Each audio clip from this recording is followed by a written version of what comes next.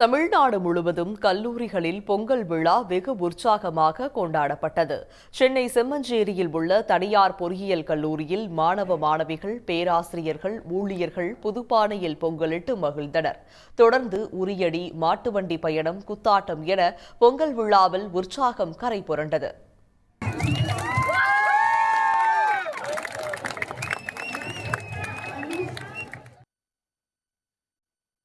திண்டிவனம் அருகே கோனேரி குப்பத்தில் இயங்கி வரும் தனியார் கலை மற்றும் அறிவியல் கல்லூரியில் நடைபெற்ற சமத்துவ பொங்கல் விழாவில் பாமக நிறுவனர் டாக்டர் ராமதாஸ் கலந்து கொண்டார்.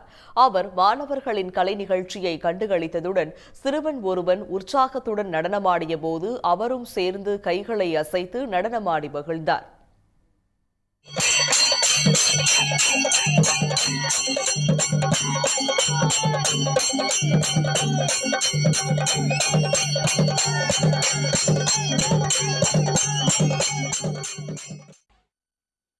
மதுரை மீனாட்சி அரசினர் மகளிர் கலைக்கல்லூரியில் பொங்கல் விழா களை கட்டியது. சினிமா பாடல்கள் பாடி மாணவிகள் பலரும் உற்சாகமாக நடனமாடினர்.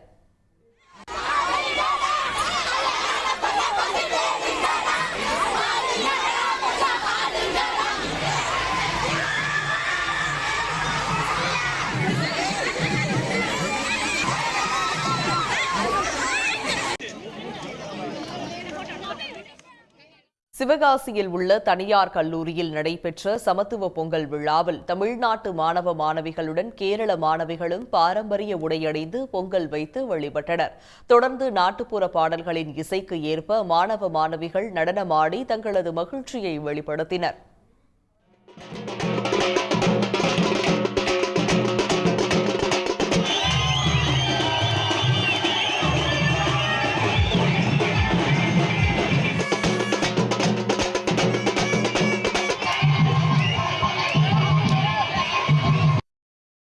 எக்ஸ்பெக்ட் பண்ணல இங்க இவ்வளோ செலிப்ரேஷன் இருக்கும்னு. பட் ரொம்ப இஷ்டப்பட்டு எங்களுக்கு கேரளால நாங்க ஓணம் எப்படி செலிப்ரேட் பண்ணுவோமோ அதன்னே இங்க வந்து பொங்கல் செலிப்ரேட் பண்றாங்க. அதே மாதிரி இருக்கு. ரொம்ப சந்தோஷமா இருக்கு. எங்களுக்கு இந்த கல்ச்சர் எங்களுக்கு ரொம்ப பிடிச்சிருக்கு.